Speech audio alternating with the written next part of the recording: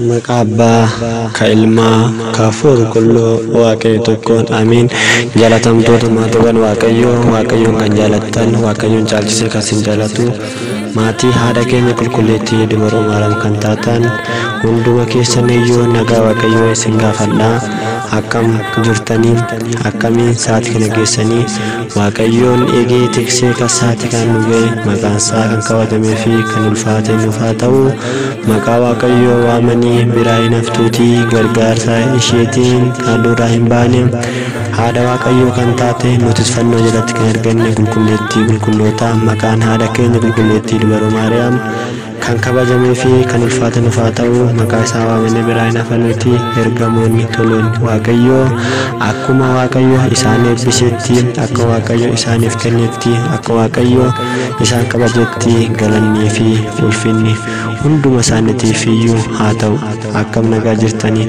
Hunduma keessan irra deebi'ee isin gaafadhaa. Warra si'oontuu maatiiwwan keenya kan taatan hunduma keessan akkam nagaa jirtanii? Dhiifama guddaa isin gaafadhu. Hunduma dursee sararraa badeen ture haalaan taane wajjin waan tureefan sararraa badee dhiifama guddaa isin gaafadhaa. Barumsoota adda addaa garuu fagaadhuu haala jiru keessatti isin dabarsiisan ture yookiin barsiisonni baay'eenis immoo kan bakka baay'eetti barsiisan isin maddii gahaan ture isiniin jedha. Yaada qabaattan koomentii jala kaa'uu dandeettan. Ammas garuu guyyaa har'aa wanta adda ta'e tokkoon misiraachoo adda ta'e tokkoon qabadhee isinii dhufee warra si'oontuu hunduma keessaniyyuu inni sun maal jettanii nu eegaa.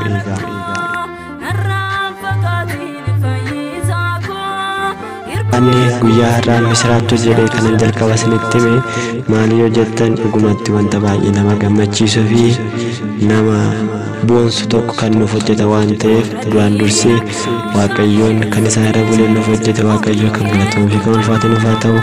Obboloota keenya sagalee jireenya isaa dhageessisu innis maalidha maalitti himuu dhufe jettanii akka hin dhiphanne wanta amantaa kana keessatti gaarii nuuf hojjetan gaariin isaanii barbaachisan majaajilu kudhatti akkuma dubbate barsiisonni lama Walaayitaa Yuunivarsiitii Walaayitaa Sooddoraa barattootaan osoo jiranii maal kan hojjetanii macaafa amantaa lama kan nuuf hojjetanii dhugumatti keessi kiyya baay'ee itti gammadee akka itti gammade Waaqayyoon itti haa gammadu isiniin jedha. Isaanis eenyu isaanii kan jedhuudhaaf immoo tokkoffaa irratti Daaqoon Waaqjiraa Araarsoo kan jedhaman kitaaba amantaa Ortodoksii amantaa biraarraa maaltu adda isa taasisaa kan jedhu kan qabatee nu dhufe yookiin kan nuuf qopheessanii. Inni lammaffaan immoo tajaajila mana amantaa kan jedhu Daaqoon Adaree Abbabaatiin kan nuuf qopheessanidha. Isaan kun lachuun isaaniitiyyuu bara kana keessatti Daaqoon Waaqjiraan barumsa yeroo jirutti deebi'ee Daaqoon Adaree Abbabaan immoo haga barumsaa geessee yuunivarsiitii dhaabbateen boodatti kan isaan qopheessan dhugumatti baay'ee kan nama gammachiisuu fi nama boonsudha.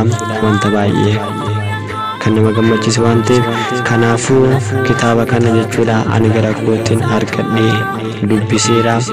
Tokkoffaa irratti kan amantaa Ortodoksii amantaa biraatirraa maaltu adda godha kan Daaqoon Waaqjiraa Araarsoo kan qophaa'e argee dubbisee baay'ee kan namatti toludha. Ifa ta'e kan barraa'edha. Amantoota Ortodoksii amantaa biraa wajjin wal maddii qabee kan nuuf kaasaa turedha. Kanaafuu hundumti keessaniyyuu bitadhaa itti fayyadamaa isiniin jedha.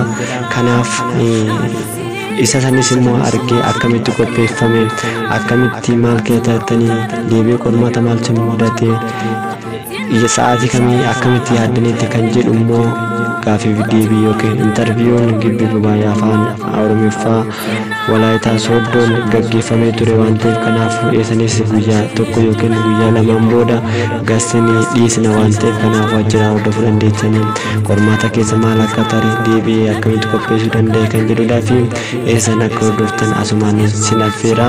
Kanaafuu guyyaa boruu yookiin sanbata guddaa dhufutti akka hordoftanii isinin jedha. Inni lammaffaan garuu immoo kitaaba kana haala ta'eenis ta'u akka bitattanii itti fayyadamtan warri bitachuu barbaadan dubbisa, warri isa gargaaru barbaadan isin dubbisaa. Intarviicha keessatti wanta baay'ee isinitti waan ta'eef kanaafuu akka hordoftan maqaa wabatu isin gaafadha. Deebi'ee rakkoo faayinaansii rakkoolee baay'ee akka qaban nutti himaa ture waan ta'eef kanaafatti immoo tajaajiltoonni mana amantaa Ortodoksii Tawaahidoo yeroo baay'ee wantoota baay'ee rakkata waan ta'eef kanaafuu maqaa Waaqayyootiin bakka jirtanitti akka gargaartan jennee isin gaafanna. Kanarraa kan hafe inni lammaffaan immoo dhiyootan yookiin guyyaa muraasa keessatti kan maxxanse tajaajila mana amantaa kan jedhu daakuun Adaree Abbabaatiin isaanis kan nuuf qopheessan, isaanis warroonni kitaaba kana bitachuu barbaadan bitachuu dandeechanii harka kootirra kan jiru waan ta'eef kanaafuu isaan irraas bitachuu dandeechanii.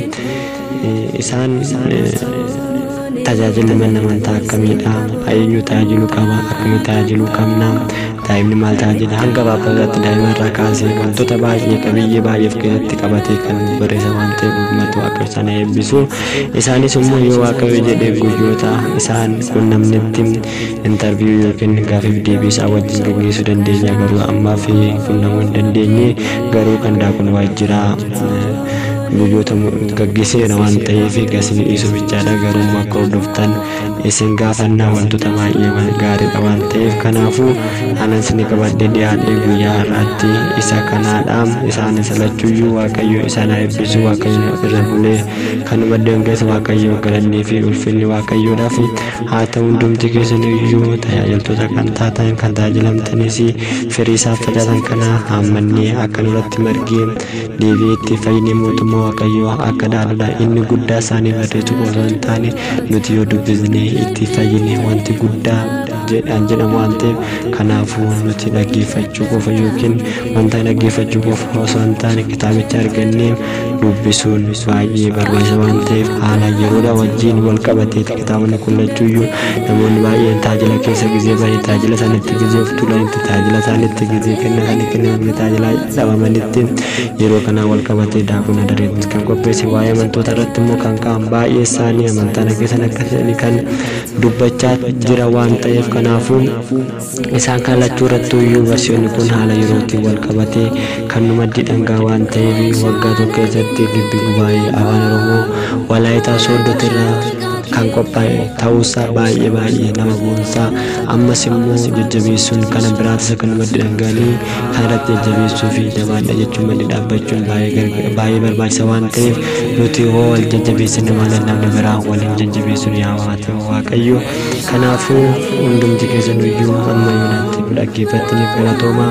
Kanan bira hin dabarre guyyaa boruu immoo yaansi yookiin guyyaa boruu yookiin sanbata guddaa dhufu irratti kan deebisanitti immoo viidiyoo intarviiyuu daakun waajjira wajjin gaggeessine isin maddangine waan ta'eef nu eegaa isiniin jedha.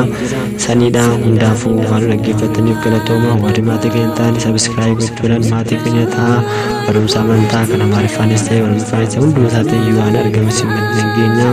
Galannii fi ulfinni Waaqayyoof haa ta'u. Hoosanitti tole immoo sheer gochuudhaan namoota biraa maddii dhangaa warri bitachuu barbaadan kan dubbisaa isiniin jedha. Galanni ulfinni Waaqayyoof haa ta'u. Nagaadhaan tura.